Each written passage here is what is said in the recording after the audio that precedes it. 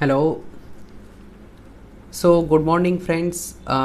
We have the chapter called Sampling Theory, which is the part of chapter number 13. Chapter काफ़ी easy है. Sampling के related बहुत सारा discussion हमने already कर लिया है. So you will be able to understand this chapter in a proper way. छोटा सा चैप्टर है. Let start.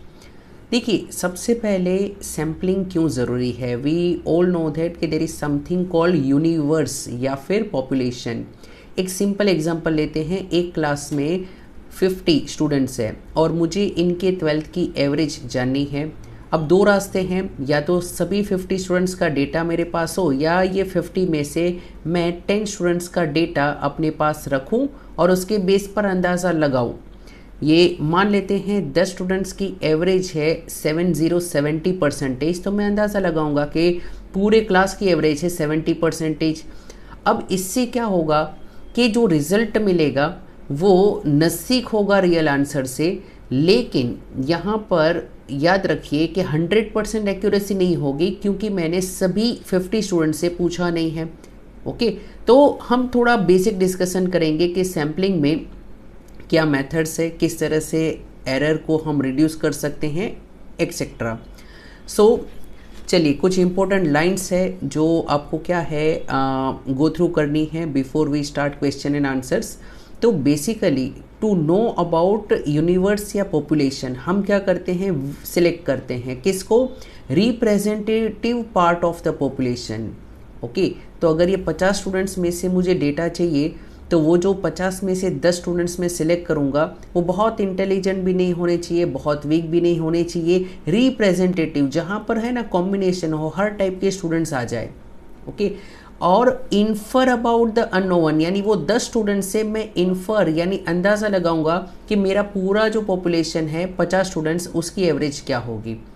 तो हम इन्फर करते हैं फ्रॉम द सैंपल कि पॉपुलेशन की वैल्यू क्या होगी. ओके, नाउ आपको आगे जाकर स्टैटिस्टिक्स में कुछ चैप्टर्स भी होंगे और वहाँ पर हम टेस्ट ऑफ हाइपोथेसिस यूज़ करते हैं.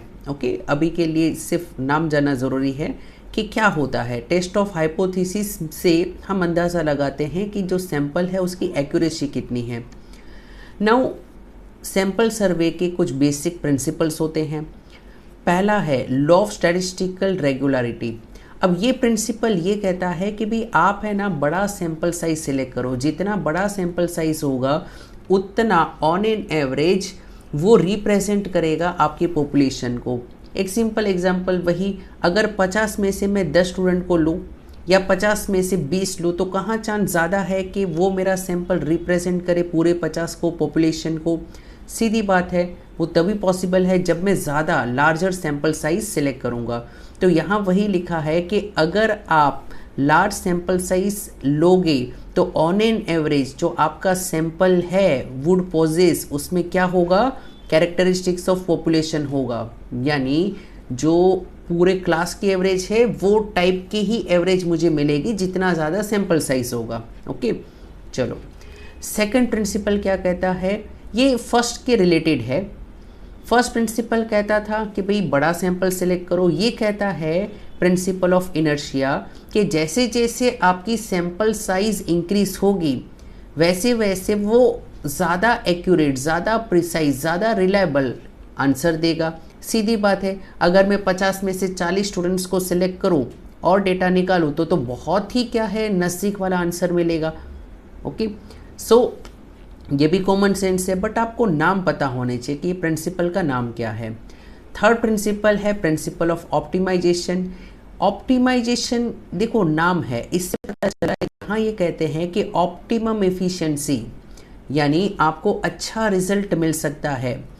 कब मिल सकता है, जब आपके पास अप्रोप्रिएट सैम्पलिंग डिज़ाइन होगी. सैम्पलिंग डिज़ाइन यानी मेथड्स वेज जिसके थ्रू हम इन 10 स्टूडेंट्स को सिलेक्ट करने वाले हैं. ओके, और ये बहुत ज़रूरी है. अलग अलग टाइप्स हैं इसमें. हाँ, जैसे मान लेते हैं कोई एक टीचर है, वो कोई मेथड नहीं फॉलो करता, बस अपने मन से. ओके, जिनको लगता है कि ये मेरे फेवरेट स्टूडेंट है या सिर्फ फर्स्ट बेंच वालों को लेना है, तो अगर सैम्पलिंग डिज़ाइन यानी सैंपल जिस वे से आप सिलेक्ट करते हो अगर उसमें ही क्या है प्रॉब्लम होगी तो फिर रिजल्ट भी अच्छा नहीं मिलेगा। तो ये यही कहते हैं कि इफ़िशियंसी कब होगी, जब आपके पास अप्रोप्रिएट सैम्पलिंग डिज़ाइन होगी। ओके, चलो नेक्स्ट देखते हैं, वो है प्रिंसिपल ऑफ वैलिडिटी। सो ये प्रिंसिपल ऑफ वैलिडिटी क्या कहता है? ये कहता है कि सैम्पलिंग डिज़ाइन वैलिड तभी होगी जब उससे आप वैलिड रिजल्ट या वैलिड टेस्ट परफॉर्म कर पाओगे। ओके, जनरली दो टाइप की यहाँ मेथड्स होती है सैंपल सेलेक्ट करने की, एक है प्रोबेबिलिस्टिक और दूसरा है नॉन प्रोबेबिलिस्टिक। तो प्रोबेबिलिस्टिक में हमें वैलिड एस्टिमेट्स मिलते हैं, बाकी में नहीं मिलते। तो शॉर्ट में क्या याद रखना है, प्रिंसिपल ऑफ वैलिडिटी क्या कहता है कि भाई सैम्पलिंग डिज़ाइन वैलिड तभी होगी, जो ऊपर सैम्पलिंग डिज़ाइन की बात हुई थी जिसके थ्रू हम सैंपल सेलेक्ट करते हैं, जब वो valid estimates valid numbers they पाएगी। ओके, नाउ चलिए कंपैरिजन करते हैं sample survey and census method. Census method का नाम है कंप्लीट एनुमरेशन। अगर मैं हर 50 स्टूडेंट से पूछूंगा तो ये है कंप्लीट एनुमरेशन या फिर सेंसस मेथड। लेकिन हम क्या करते हैं, पैसे टाइम बचाने के लिए हम उसमें से कुछ आइटम को लेते हैं जिसको हम बोलते हैं सैंपल सर्वे, जिसका डिस्कशन भी हुआ था। तो चलिए रिवीजन कर लेते हैं। स्पीड, देखो स्पीड कम हो जाती है, स्पीड बढ़ जाती है, फास्ट हम क्या है इन्फॉर्मेशन ले सकते हैं अगर हमने सैंपल को लिया। 50 स्टूडेंट्स की जगह पर 10 स्टूडेंट का डेटा लेना बहुत इजी है, फास्ट रिजल्ट मिलता है। कॉस्ट, देखो कॉस्ट कम होगा, हर 50 स्टूडेंट से पूछो उससे बेटर है 10 से पूछो। सो कॉस्ट भी आपका क्या है कम हो जाता है, लेस एक्सपेंसिव होती है सैंपल मेथड। देन रिलायबिलिटी, देखिए अगर मैं इन 10 स्टूडेंट को अच्छे से क्या है प्रॉपर सैम्पलिंग डिज़ाइन से मैं इनको सिलेक्ट करूं और इनको यानी इनसे डेटा कलेक्ट करने के लिए बहुत अच्छा क्वेश्चनर बनाऊं और ट्रेनिंग दूं एन्यूमरेटर्स को जो डेटा कलेक्ट करने वाले हैं, तो मुझे रिज़ल्ट रिलायबल मिल सकता है, ज़्यादा मिल सकता है। क्योंकि क्या होता है कि जब आप पूरे देश में या फिर पूरी पॉपुलेशन में आप डेटा कलेक्ट करना चाहते हो तो क्या है कि हो सकता है इतने ट्रेंड पर्सन्स आप अफोर्ड ना कर पाओ, क्योंकि आपको तो क्या है बहुत ज़्यादा डेटा कलेक्ट करना है। ओके, तो एक्यूरेसी वहाँ पर हो सकता है कि कम हो।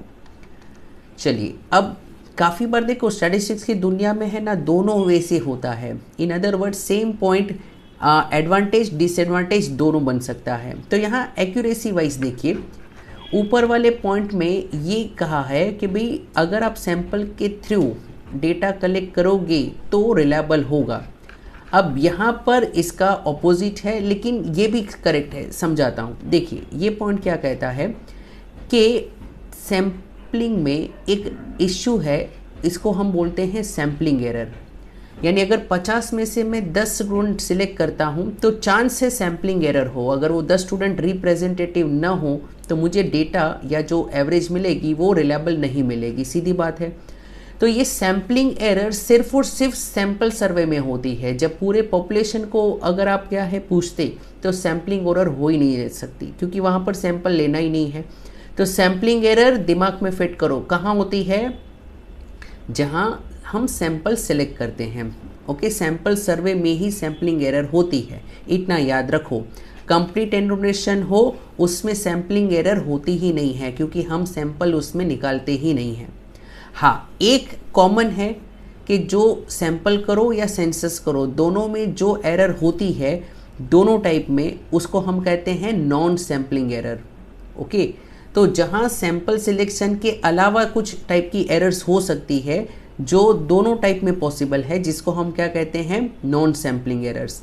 तो ये पॉइंट क्या कहता है कि अगर आप सैंपल सिलेक्ट करते हो तो सैम्पलिंग एरर होगी, और अगर सैम्पलिंग एरर ज़्यादा होगी तो आंसर एक्यूरेट नहीं होगा, और इसको अगर आप कम से कम रखोगे तो आंसर की एक्यूरेसी बढ़ेगी। ओके, चलो बता ही देते हैं ये नॉन सैम्पलिंग एरर्स क्या होते हैं। देखिए जो भी इंसान डेटा कलेक्ट करने के लिए जाते हैं वो हो सकता है रिकॉर्डिंग में कुछ गड़बड़ कर दे, या फिर बायस, यानी उनके दिमाग में ऑलरेडी कुछ चीज़ें हैं उसके मुताबिक ही क्या है वो इन्फॉर्मेशन कलेक्ट करते जा रहे हैं, या फिर उन्होंने डेटा को गलत इंटरप्रेट कर लिया। तो जैसे आप देख सकते हैं भारत में अभी एग्जिट पोल आया था, सब एग्जिट पोल ने बोला 350 से ऊपर सीट्स मिलेगी। हुआ क्या, मार्केट सोमवार को ऊपर भाग गया, मंगलवार को एक्चुअल रिजल्ट आया और जितना भागा था उससे 3 गुना नीचे आ गया, क्योंकि वो सब गलत था। तो हो सकता है एग्जिट पोल वालों ने क्या है गलत इंटरप्रिटेशन किया था, गलत ऑब्जर्वेशन किया था, जो भी है। Okay, then necessity. नाउ कभी कभी सैंपल सर्वे कंपलसरी बन जाता है, स्पेशली अगर डिस्ट्रक्टिव सैम्पलिंग हो। अगर कोई कार में एक्सीडेंट के टाइम पे एयरबैग ओपन होते हैं कि नहीं, ये चेक करने के लिए कार का एक्सीडेंट करवाना पड़ता है रोबोट को बिठाकर। अब इसमें हर कार को तो क्या है आप एक्सीडेंट करवा के चेक नहीं कर सकते थे, वरना तो नुकसान होगा। तो जहाँ चीज़ ही डिस्ट्रॉय होने वाली है, एक बल्ब इतने घंटे जलता है, एक्चुअली में हर एक बल्ब को जला के चेक करने जाओगे तो नुकसान होगा। तो ऐसे टाइप में आपको सैम्पलिंग ही करनी पड़ेगी। ओके, वहाँ वो ज़रूरी हो जाता है। सो चलिए अब डिस्कस करते हैं कि एरर्स इन सैंपल सर्वे। तो देखिए 2 टाइप के एरर अभी डिस्कस हुई थी, सैम्पलिंग एरर्स या फिर नॉन सैम्पलिंग एरर्स। तो सैम्पलिंग एरर जो सिर्फ सैंपल सर्वे में होता है उसमें क्या है, डिफेक्टिव सैम्पलिंग डिज़ाइन। अभी हमने डिस्कस किया था कि जिस मेथड के थ्रू आप सैंपल्स को सिलेक्ट करोगे, यानी उन 10 स्टूडेंट्स को सिलेक्ट करोगे, अगर वो आपका तरीका ही डिफेक्टिव होगा तो फिर क्या है रिजल्ट अच्छा नहीं मिलेगा। जैसे एक एग्जांपल लिखा है कि अगर non probabilistic sampling design follow करते हो, देखो नाम भारी है, सिंपल वर्ड्स में बताता हूँ। तो जो 10 स्टूडेंट्स को सिलेक्ट करना है, अगर कोई टीचर है वो उन्हीं 10 स्टूडेंट्स को लेता है कि जो उनको रिस्पॉन्स देते हैं क्लास में या शायद पढ़ने में अच्छे हैं। ओके, तो इसका मतलब है कि अगर ये अच्छे बच्चों की एवरेज ली जाए तो हो सकता है 85 आ जाए, जबकि पूरे क्लास की एवरेज तो 70 या उससे भी कम हो। तो जब कोई non probabilistic sampling design follow करते हो, यानी सैंपल सिलेक्ट करने का तरीका पूरा का पूरा बायस से भरा हुआ है, कोई साइंटिफिक मेथड नहीं है, जिसको ठीक लगे वैसे ही क्या है डेटा कलेक्ट करे, हर एक का आने का चांस इक्वल नहीं है। यहाँ जो आंसर दे रहे हैं उन्हीं को सिलेक्ट करेंगे, जो पीछे बैठे हैं उनको सिलेक्ट किया नहीं जाएगा, जो रिस्पॉन्स नहीं देते उनको सिलेक्ट किया नहीं जाएगा। जब हर एक का चांस ही इक्वल नहीं है, ऐसी मेथड्स को हम कहेंगे नॉन प्रोबेबिलिस्टिक। देखिए मैं बेस बना रहा हूँ, आगे यही चीज़ फिर से आएगी। स्टडी कॉमन सेंस है, कॉमन सेंस को ही हमें क्या है अनकॉमन वर्ड्स में लिखना है। तो नॉन प्रोबेबिलिस्टिक का मतलब सीधा दिमाग में क्या फिट कर लो, जहाँ हर एक का इक्वल चांस नहीं है, जहाँ पर प्रिजुडाइस है, यानी दिमाग में कुछ भी क्या है आए वैसे आप सैंपल सिलेक्ट कर रहे हो, तो वहाँ पर आपकी सैम्पलिंग डिज़ाइन डिफेक्टिव है, प्रोबेबिलिटी के ऊपर बेस्ड नहीं है, क्योंकि हर एक का इक्वल प्रोबेबिलिटी है ही नहीं। तो ये जो एरर है डिफेक्टिव सैम्पलिंग डिज़ाइन से हुआ, इसको हम कहेंगे सैम्पलिंग एरर। और क्या एरर हो सकती है सैंपल सेलेक्ट करने के टाइम पे, वो है सब्स्टिट्यूशन। अब मान लेते हैं कि सिलेक्ट हुआ था कि इन रोल नंबर को क्या है साइंटिफिकली हम सिलेक्ट करेंगे। अब हो सकता है कि वो एक पर्टिकुलर रोल नंबर क्या है उस दिन एब्सेंट था, तो जनरली लोग क्या करते हैं कि हाँ अगर वो नहीं है तो उसकी जगह पर दूसरे को रख दो। ओके, अब देखिए होता क्या है कि जब आप क्या है बहुत सारे जन जो ऑलरेडी जिसके पास से डेटा लेना चाहिए था, जो ऑलरेडी एक मेथड से डिसाइड हुआ था कि ये स्टूडेंट से डेटा लेना है, लेकिन अभी आप चेंज कर रहे हो, सब्स्टिट्यूट करते हो, उसकी जगह पर दूसरे को रख देते हो जो आपकी एक्यूरेसी को कम कर देगा। तो ये टाइप की एरर भी काफ़ी बार होती है, जहाँ पर आपने सब्स्टिट्यूट कर दिया, रिप्लेस कर दिया, जो ओरिजिनल इंसान से डेटा लेना था उसकी जगह पर जो अवेलेबल है उसको ले लिया। आप में धीरज नहीं थी, या फिर आपको मेहनत नहीं करनी थी, या फिर कोई स्टूडेंट डेटा इजीली दे नहीं रहा था तो आपने रिप्लेस कर दिया, तो इससे भी एरर होती है। इसको बोलते हैं error due to substitution. Then है error due to faulty demarcation of units. देखो काफ़ी बार क्या होता है टेंडेंसी टू अंडर एस्टिमेट या ओवर एस्टिमेट होता है।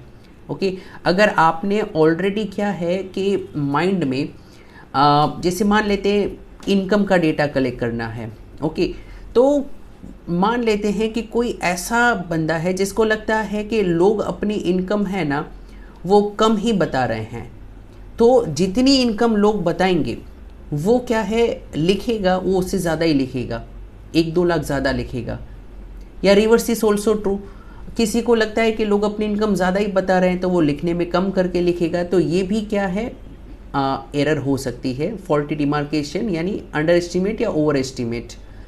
Then errors owing to wrong choice of the statistic. देखो स्टैटिस्टिक का मतलब है कि आपको सैंपल की कौन सी वैल्यू लेनी है। अच्छा, आगे जाकर हम सीखेंगे मीन हो सकता है सैंपल का, स्टैंडर्ड डिविएशन हो सकता है, प्रोपोर्शन हो सकता है। यूज़ करना था स्टैंडर्ड डिविएशन, यूज़ कर लिया मीन, यानी गलत वैल्यू आपने ले ली तो भी एरर हो सकती है। And then we have variability in population. अगर आपके जो 50 बच्चे हैं उनमें ही मार्क्स में इतना सारा वेरिएशन है तो फिर याद रखिए आपकी एक्यूरेसी कम हो सकती है। जैसे एग्जांपल कोई एक क्लास स्कॉलर का है, उसमें तो वेरिएशन कम होगा क्योंकि जनरली बच्चे के मार्क्स में वेरिएशन नहीं है। या फिर अगर कोई मिक्स क्लास हो तो वहाँ पर वेरिएशन बहुत होगा बिटवीन पॉपुलेशन। हर स्टूडेंट की क्या है, कोई भी अलग अलग टाइप के मार्क्स हो सकते हैं। ओके, तो सैम्पलिंग एरर के बाद डिस्कस करते हैं कि नॉन सैम्पलिंग एरर्स क्या है। नॉन सैम्पलिंग एरर्स तो क्या है कि ये दोनों ही में होती हैं, यानी जो हमारा सैंपल सर्वे है या फिर हमारा सेंसस है, दोनों में ये होगा।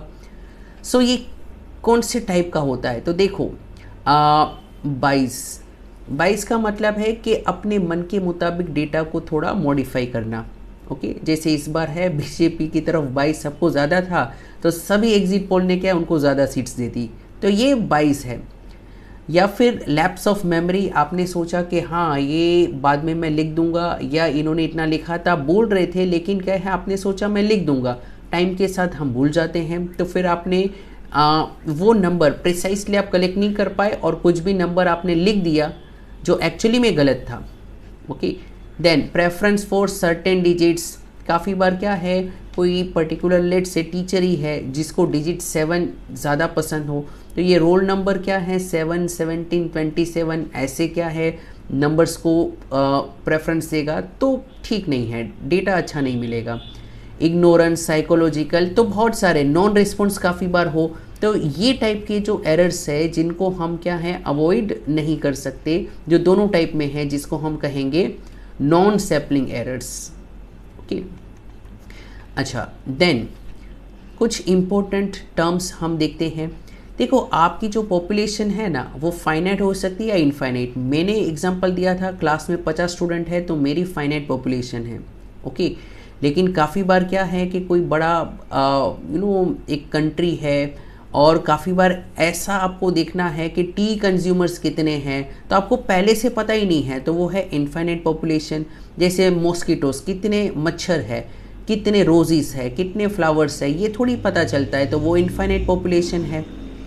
काउंटेबल यानी फाइनाइट, अनकाउंटेबल यानी इनफाइनाइट। या हो सकता है पॉपुलेशन एग्जिस्टेंट हो जो रियल में हो, या फिर हाइपोथेटिकल हो जो सपनों की दुनिया में हो।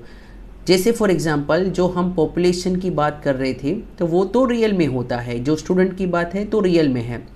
लेकिन क्या है अगर लेट से कॉइन या डाइस या कार्ड वाले हम क्वेश्चंस जो करते थे कि भाई इतनी बार सिक्के को उछाला, रियल में थोड़ी हम उछालते हैं, हम तो एक कल्पना की दुनिया में हैं, तो वो है इमेजिनरी पॉपुलेशन। चलिए, सैंपल का मतलब अब इन्होंने दिया है जो चैप्टर के स्टार्टिंग में देना चाहिए था। एनीवे, तो sample is the part of population जो सिलेक्ट किया गया है। क्यों सिलेक्ट किया गया है? To represent the population in all its characteristics, यानी पूरी पॉपुलेशन, पूरे 50 स्टूडेंट को रिप्रेजेंट करने के लिए मैंने वो 10 स्टूडेंट का सिलेक्शन किया है। ओके, तो sample is selected to represent the population, और रिप्रेजेंट जैसा तैसा नहीं, इन ऑल इट्स कैरेक्टरिस्टिक्स, यानी जो 50 की खासियत है वही इन 10 में होनी चाहिए। अच्छा, statistical inferences about the population, हम है ना पूरे 50 स्टूडेंट जो पॉपुलेशन है ना उसके बारे में इन्फ्रेंस यानी अंदाज़ा लगाते हैं on the basis of what? Sample observation, जो मेरे 10 स्टूडेंट का डेटा है। ओके, 10 के बेस पर हम 50 का अंदाज़ा लगाते हैं, इसको बोलते हैं स्टैटिस्टिकल इन्फ्रेंसेस अबाउट पॉपुलेशन, जो सैंपल के बेस पर होता है। अच्छा, यूनिट्स परफॉर्मिंग द सैंपल, इसको हम बोलते हैं सैम्पलिंग यूनिट्स। अब यहाँ पर जो 10 स्टूडेंट है ना, जो मेरा पूरा का पूरा सैंपल बनने वाला है, तो वो जो 10 स्टूडेंट है उनको हम कहेंगे सैम्पलिंग यूनिट्स। ओके, 50 स्टूडेंट क्या है, मेरा पॉपुलेशन है। और इन 10 स्टूडेंट्स का डिटेल्ड लिस्ट हो, रोल नंबर, एड्रेस, ये सब डेटा हो, तो इसको कहा जाता है सैम्पलिंग फ्रेम।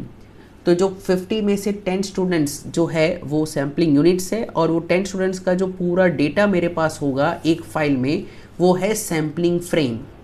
ओके, नाउ एक पैरामीटर हमने डिस्कस किया था कि वो होता है important characteristic of population. Population को समझने के लिए आपको उसकी कुछ वैल्यूज जाननी ज़रूरी है, जिसको हम क्या कहते हैं, parameter. So parameter is based on all, क्योंकि ये पॉपुलेशन से लिया गया है।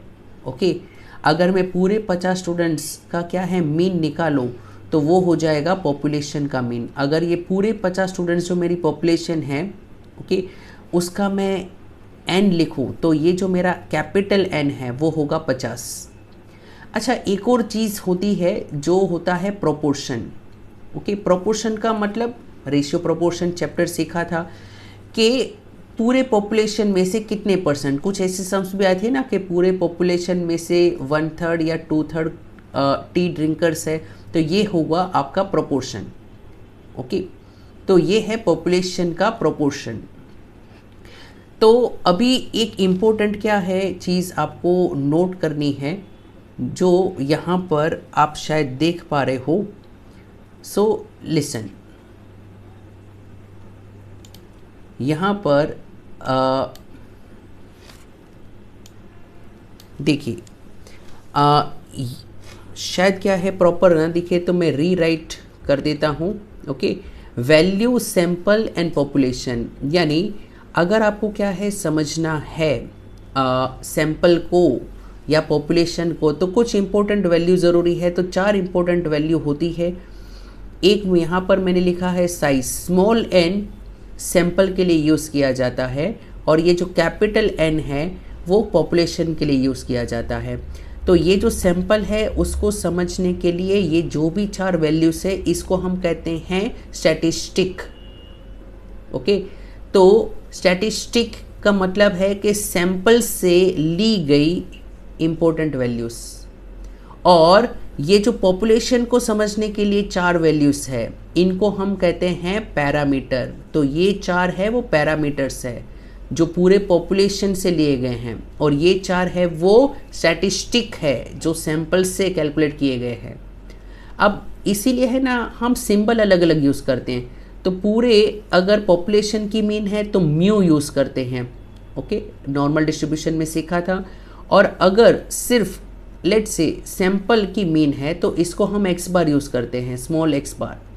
स्टैंडर्ड डिविएशन के लिए अगर सैंपल का है तो हम s यूज़ करते हैं, और अगर पूरे पॉपुलेशन का है तो हम सिग्मा साइन, ये जो 6 जैसी साइन है उसको हम यूज़ करते हैं, ताकि कन्फ्यूज़न ना हो।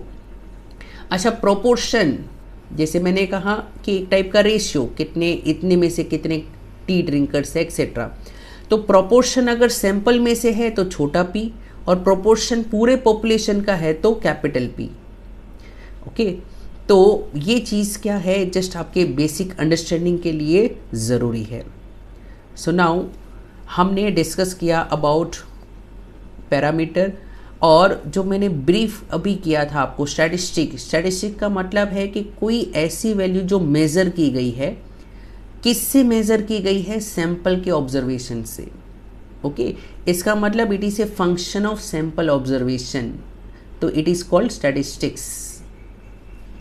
तो स्टैटिस्टिक्स में भी क्या है, अलग अलग चीज़ें देखो। यहाँ पर x बार अभी मैंने एक्सप्लेन किया, ये s यानी सैंपल का स्टैंडर्ड डिविएशन यानी s, ये छोटा p यानी सैंपल का प्रोपोर्शन। ओके,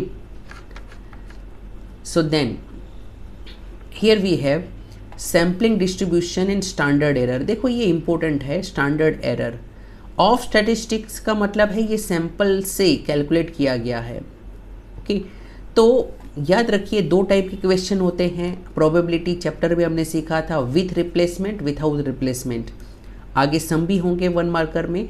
अगर विथआउट रिप्लेसमेंट है तो कैपिटल एन में से यानी कितने में से कितने आपको सिलेक्ट करने हैं, कितने तरीके होंगे, वो फॉर्मूला है NCN। ओके, सम करेंगे तब ज़्यादा क्लियर होगा। एंड याद रखिए कि वेरिएशन आता है in the value of statistic, यानी जो पूरे पॉपुलेशन का मीन है वो वेरी करेगा अगर क्या है एक्स की वैल्यूज चेंज होगी तो variation in the value of A statistic is called sampling fluctuation. तो सैम्पलिंग फ्लक्चुएशन यानी सैंपल में फ्लक्चुएशन, तो जब सैंपल में फ्लक्चुएशन होगा तो जो स्टैटिस्टिक है सैंपल से जो वैल्यू डिराइव हुई है उसमें भी तो वेरिएशन होगा। ओके, तो variation in the value of A statistic is called sampling fluctuations. Okay, now अगर हम क्या है कि कोई स्टैटिस्टिक यानी सैंपल से मान लेते हैं कोई वैल्यू निकाली है, वो है मीन, तो आपने सैंपल से जो मीन निकाली है और वो हर मीन की आने की प्रोबेबिलिटी क्या है वो एक टेबल में लिख दिया है। तो ऐसा जो टेबल है जो हम थ्योरेटिकल डिस्ट्रीब्यूशन में करते थे उसको हम कहते हैं सैम्पलिंग डिस्ट्रीब्यूशन। ओके, आगे एक सम से भी मैं बताऊंगा, उसको हम कहेंगे sampling distribution of A statistic. हाँ, अगर कोई मीन है, अगर आप ये जो टेबल है उसमें से मीन निकालते हो तो उसको हम एक्सपेक्टेशन कहते हैं, और हमने ऑलरेडी सम्स भी किए थे, एक्सपेक्टेड वैल्यू। देन अगर आप स्टैंडर्ड डिविएशन फाइंड करते हो फ्रॉम दिस टेबल, ओके, जो एक स्टैटिस्टिक के बेस पर है, तो उसको हम कहेंगे स्टैंडर्ड एरर। तो ये काफ़ी इंपॉर्टेंट है। तो स्टैंडर्ड एरर बेसिकली क्या है, तो standard deviation of A statistic is known a standard error. Mind में फिट कर लो, स्टैंडर्ड एरर। ओके, तो अगर आपको पूछे स्टैंडर्ड एरर क्या है, तो standard deviation of statistics is called standard error. अच्छा, कुछ फॉर्मूला भी, ये दो फॉर्मूला क्या है आप बस लखिए, सम्स तो नहीं है बट फिर भी अगर पॉसिबल हो तो ट्राई करिए। अगर मुझे standard error of sample mean find करना है तो वो होता है पॉपुलेशन का मीन अपॉन √10। ओके, वो कब, जब विथ रिप्लेसमेंट हो, और अगर वो विथआउट रिप्लेसमेंट है तो इसी चीज़ को हम एक से मल्टीप्लाई करते हैं। एक आपके पास एक न्यू वैल्यू है और ये जो न्यू वैल्यू है कैपिटल एन यानी पॉपुलेशन का साइज माइनस स्मॉल एन यानी सैंपल का साइज, और उसके अपॉन में पॉपुलेशन साइज -1। तो ये जो पर्टिकुलर नंबर है, इस नंबर को कहा जाता है population correction. Okay, finite population correction, या फिर इसको हम कहते हैं FPC। ओके, इसका एक और नाम है कि फाइनाइट पॉपुलेशन मल्टीप्लायर। सो ये कब यूज होता है, जब वो विथआउट रिप्लेसमेंट हो। अब देखिए, सम्स तो नहीं है लेकिन कंफ्यूज होने की ज़रूरत नहीं है, सिर्फ बेसिक चीज़ें याद रखोगे तो पता चलेगा। मैंने आपको ये स्क्रीन पर रखा है कि कितने नंबर ऑफ सैंपल निकल सकते हैं। सम्स काफ़ी ईजी है, कैपिटल N का पावर N अगर ये विथ रिप्लेसमेंट है तो, और अगर विथआउट रिप्लेसमेंट है तो चैप्टर 5 में कैपिटल NCN।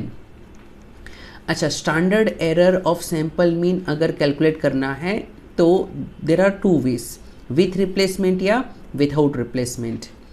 अच्छा, अगर विथ रिप्लेसमेंट है तो पॉपुलेशन का standard deviation upon root of small n, और अगर क्या है आप पॉपुलेशन की जगह पर सैंपल का स्टैंडर्ड डिविएशन s लेते हो तो नीचे n की जगह पर n-1 आ जाता है।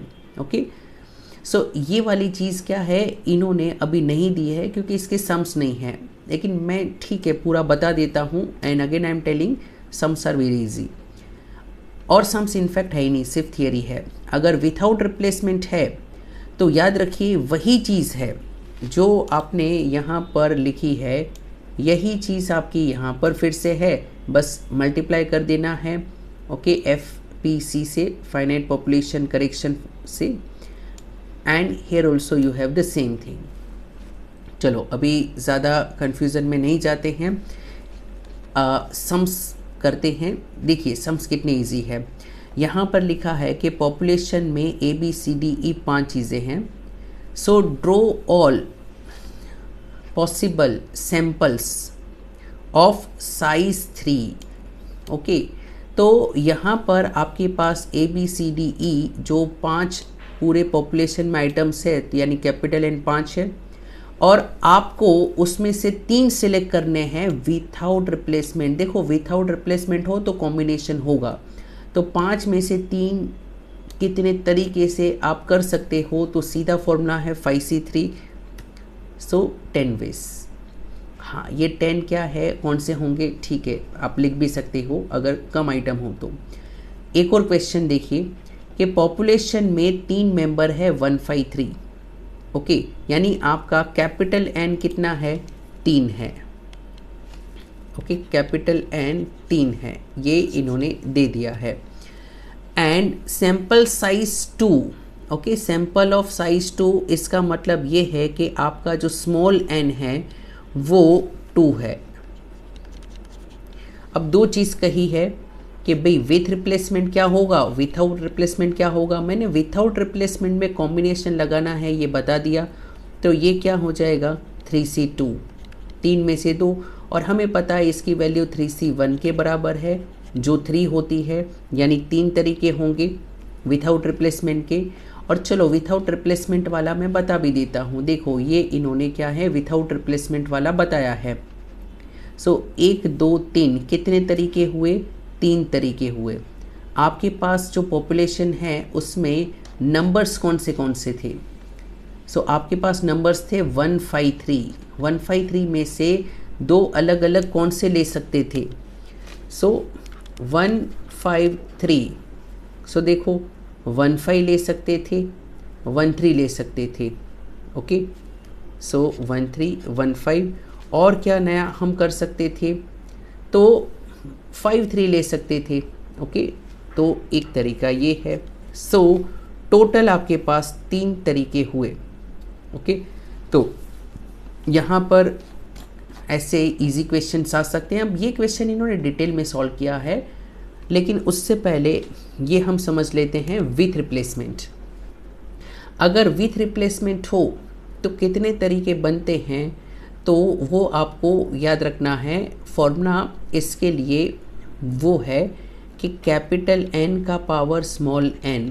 अगर आपके पास कैपिटल N 3 है, स्मॉल n 2 है, तो टोटल 9 तरीके से हम इसको सिलेक्ट कर सकते हैं 153 में, क्योंकि ये विथ रिप्लेसमेंट है। तो अगर आपके पास 153 ये 3 नंबर्स है, तो 153 में से आप अलग अलग तरीके से आप सैंपल सिलेक्शन कर सकते हो। ओके, और यहाँ पर अरेंजमेंट का कंसेप्ट लगना है।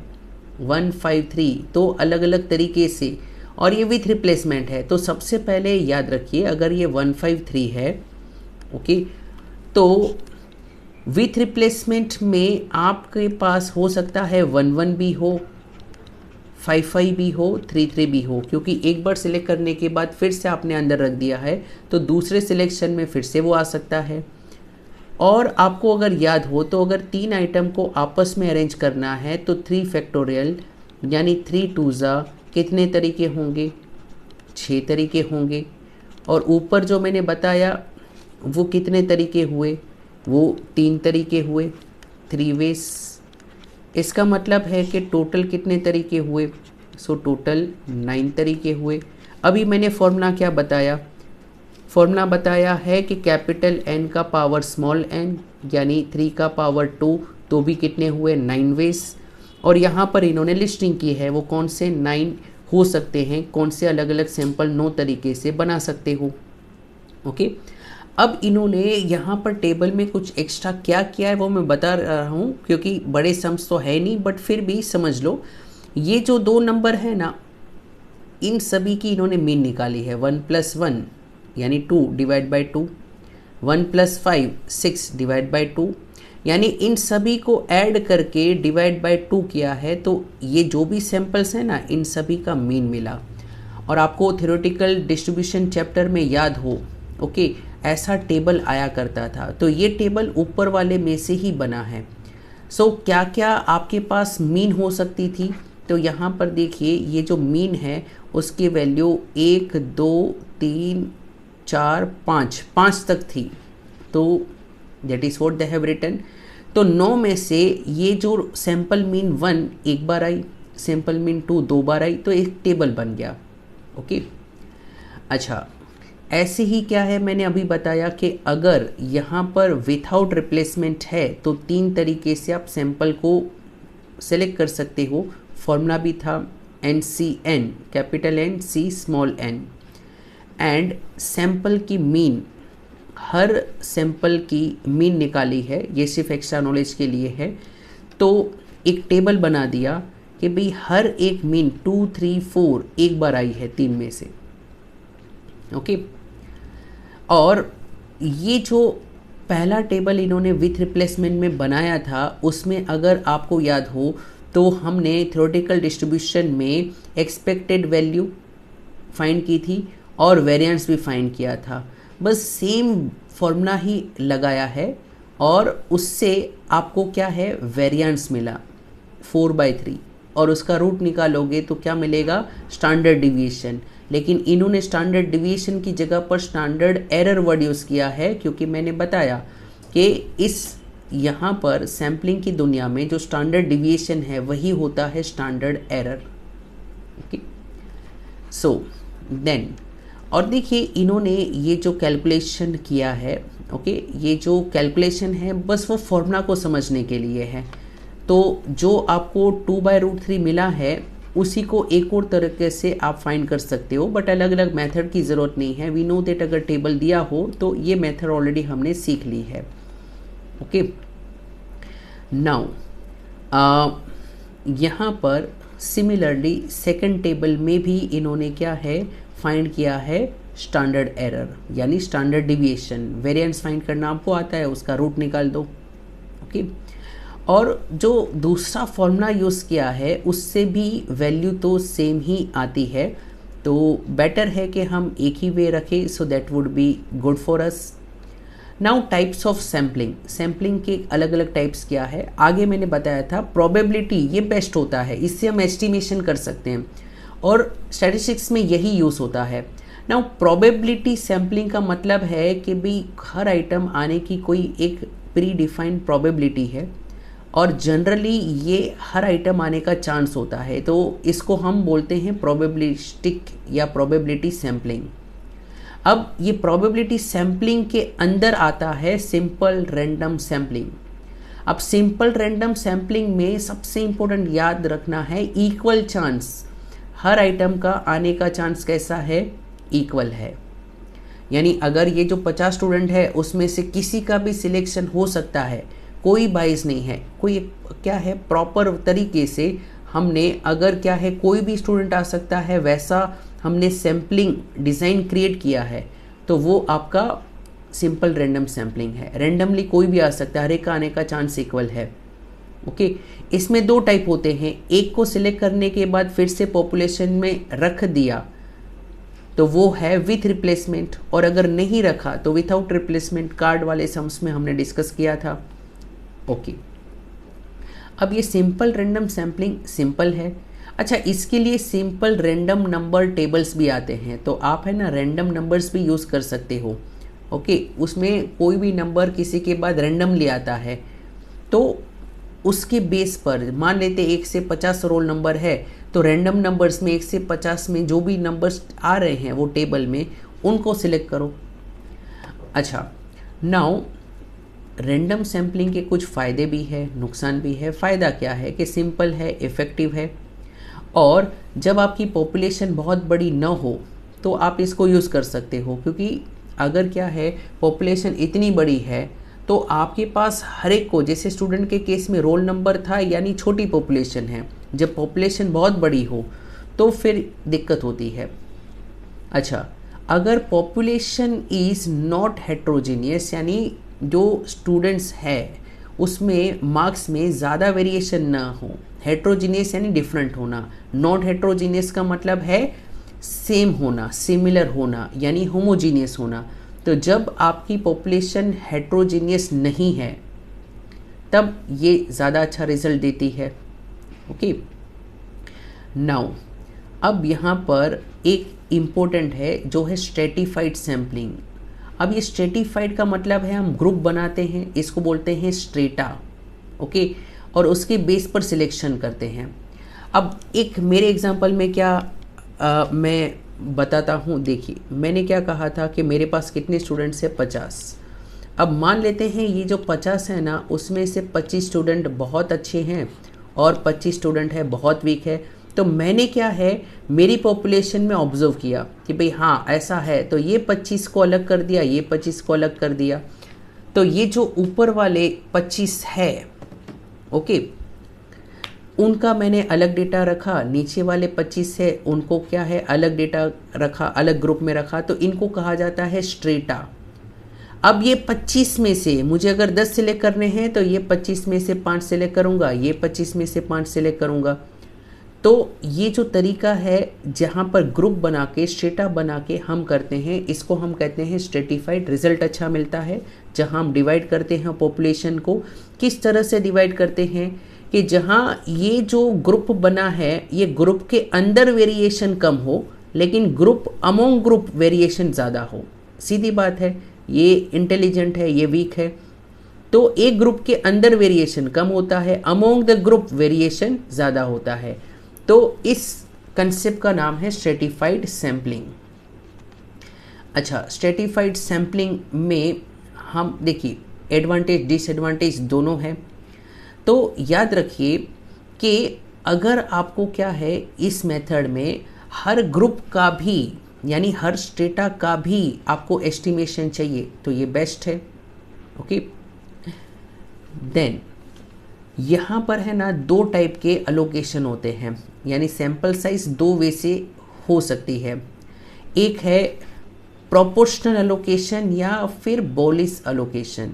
अब यहाँ पर क्या कंसेप्ट है कि सैंपल साइज जो यानी हर ग्रुप की सैंपल साइज है is taken is proportional to the population size. मैंने जो मेरे एग्जांपल में लिखा ना वो वही है। देखो मुझे क्या चाहिए था, 50 में से कितना चाहिए था, 10 चाहिए था। ओके, मुझे 50 में से 10 चाहिए। इसका मतलब है कि मुझे 50 में से 10 यानी 20% आइटम चाहिए। तो अगर मुझे टोटल 20% चाहिए तो हर ग्रुप में जितना है उसका भी मैंने 20% ही लिया है। ओके, तो ये टाइप का जो अलोकेशन है इसको हम कहते हैं बोलिस अलोकेशन। ओके, एक और नाम है प्रोपोर्शनल अलोकेशन, जहाँ पर sample size is taken is proportional to the population size. एक और होता है नेमेंट्स अलोकेशन, वहाँ पर सैंपल साइज जो हम सिलेक्ट करते हैं हर ग्रुप में से वो वेरी करती है जॉइंटली। आगे जाकर सम्स भी होंगे, यहाँ इस चैप्टर में सिर्फ थियरी है। Jointly with population size and population standard deviation. Okay, तो जब हम सिर्फ पॉपुलेशन साइज न कंसिडर करते हुए population size and population standard deviation इसको काउंट करें तो वो है नेमेंट्स अलोकेशन। अच्छा, स्ट्रेटिफाइड वैसे तो अच्छी है, कब एडवाइजेबल नहीं है, जब पॉपुलेशन बहुत बड़ी हो। ओके, तो ग्रुप्स बनाना डिफ़िकल्ट है। और जब पॉपुलेशन होमोजेनियस है, नॉट हेट्रोजीनियस, यानी पॉपुलेशन में ज़्यादा डिविएशन है नहीं, हर बच्चे ऑन एन एवरेज अच्छे ही हैं या बुरे ही हैं, तो भाई वो केस में ग्रुप क्यों बनाना। ग्रुप तो तब बनाते हैं ना जब हेट्रोजीनियस हो। तो याद रखना, हेट्रोजीनियस हो तभी स्ट्रेटिफाइड यूज़ करो। अच्छा, एक है मल्टी स्टेज। अब इसमें थोड़ा वेरिएशन आ गया, बराबर। मल्टी स्टेज में हम क्या करते हैं, पहले फर्स्ट स्टेज में मान लेते हैं कि एग्जांपल मुझे है ना कुछ डेटा चाहिए पूरे इंडिया के लेवल पर। तो मैं देखूंगा पहले कोई भी 4 स्टेट लूँगा, वो 4 स्टेट के अंदर 4 डिस्ट्रिक्ट लूँगा, वो 4 डिस्ट्रिक्ट के अंदर 4 पुलिस स्टेशन लूँगा और वो 4 पुलिस स्टेशन के एरिया में आने वाले 4 घर को लूँगा। तो ऐसा मैं क्या है अलग अलग स्टेज वाइज जा रहा हूँ, तो इसको हम क्या कहेंगे, मल्टी स्टेज। यानी कवरेज क्या है इसमें ज़्यादा होता है बट रिजल्ट स्ट्रेटिफाइड से थोड़ा तो वीक है। अच्छा, then we have systematic sampling. अब ये समझो ये कंसेप्ट क्या कहते हैं। मान लेते हैं मेरे पास क्लास में, जैसे मैंने कहा मेरे एग्जाम्पल में कितने स्टूडेंट्स थे, 50। ओके, तो 50 में से मुझे कितने सिलेक्ट करने हैं, 10। इसका मतलब ये है कि कैपिटल एन के अपॉन में स्मॉल एन करूँगा तो मुझे एक नंबर मिलेगा 50/10 यानी 5।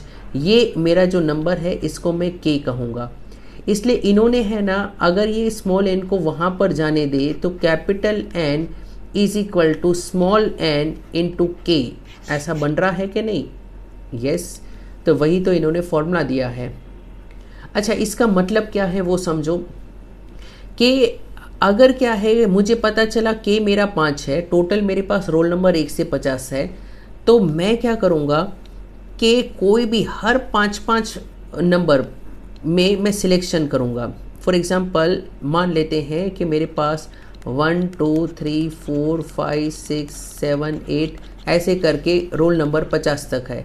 अब पहले तो मैं क्या करूँगा, 1 से 5 में से रैंडम नंबर लूँगा, मेरे मन से नहीं, कोई भी रैंडम नंबर। मान लेते हैं रैंडम नंबर आ गया है 3, बराबर। तो अब मैं क्या करूँगा कि ये 3 में 5-5 ऐड करते रहूँगा और मुझे सैंपल्स मिलते रहेंगे। ओके, 3 + 5 क्या होगा 8, 8 + 5 क्या होगा 13। और जब 5-5 के गैप में आप सिलेक्ट करते रहोगे तो सीधी बात है, ऑटोमेटिकली आपको 10 नंबर ऐसे मिलेंगे, जो 10 स्टूडेंट्स ऐसे मिलेंगे जो 50 में से है, यानी आपको सैंपल मिल जाएगा। तो इक्वल या रेगुलर इंटरवल पे, ये इंटरवल के है, रेगुलर इंटरवल पे आप क्या है आइटम्स को सिलेक्ट करते जाते हो, सिस्टमेटिकली जाते हो, इसलिए नाम पड़ा है सिस्टमेटिक सैम्पलिंग। पहली आइटम रैंडम नंबर से हम क्या है प्रोबेबिलिस्टिकली सिलेक्ट करते हैं, जहाँ पर 1 to 5 में हर एक का आने का चांस इक्वल है। लेकिन एक बार 3 आ गया ना, तो फिर 3 + 5 के गैप में जो नंबर आएंगे वही सिलेक्ट हो जाएंगे, फिर ये नॉन प्रोबेबिलिस्टिक बन जाएगी बाकी के लिए, रिमेनिंग यूनिट्स के लिए। ओके, तो जो मैंने एग्जांपल बताया ये सब लाइन में मैंने लिखे हैं, ये है लीनियर सिस्टमेटिक सैम्पलिंग। ओके, और यहाँ पर ये जो मैंने के बताया 5-5 के गैप में हम सिलेक्शन कर रहे हैं, वो है सैंपल इंटरवल। इसका एक और वेरिएशन हो सकता है सर्कुलर सिस्टमेटिक सैम्पलिंग, जहाँ पर हम साइक्लिक ऑर्डर में जाते हैं। ओके, बस उसमें +p कर देना है। अगेन बिना सम के आप समझ नहीं सकते, बट हाँ जस्ट आपके नॉलेज के लिए है। अब सिस्टमेटिक है तो बढ़िया, जल्दी से काम होता है, लेकिन तकलीफ़ क्या है कि अगर आपके डेटा में है ना कोई पीरियोडिसिटी हो, इसका मतलब है कि बहुत ही ज़्यादा हेट्रोजीनियस है, तो हो सकता है रिजल्ट अच्छा ना मिले। Then last we have purposive या जजमेंट सैम्पलिंग, ये है नॉन प्रोबेबिलिस्टिक। ओके, अब ये नॉन प्रोबेबिलिस्टिक का मतलब ये है कि यहाँ पर जो मन हो उनको सिलेक्ट करो, जो टीचर को 10 स्टूडेंट चाहिए वो खुद अपने मन से सिलेक्ट करेगा। तो इससे कोई है ना स्टैटिस्टिक्स में आप हाइपोथेसिस नहीं बना सकते, एक्सेप्टेबल मेथड नहीं है। और क्योंकि यहाँ पर प्रेजुडिस, उनकी खुद की इच्छाएं, ओके, बिलीफ, ये सब आते हैं, तो पूरा का पूरा डिस्क्रेशन, पूरी की पूरी मर्जी सैम्पलर की है, उसको हम कहते हैं पर्पसिव या जजमेंटल। ओके, सो ये मैंने क्या है डिस्कस किया। अब मैं दूसरे पार्ट में ये जो एक्सरसाइज के प्रैक्टिकल क्वेश्चंस है वो मैं डिस्कस करूँगा, ताकि जिसको सिर्फ वही करना है वो वही करे, चलेगा।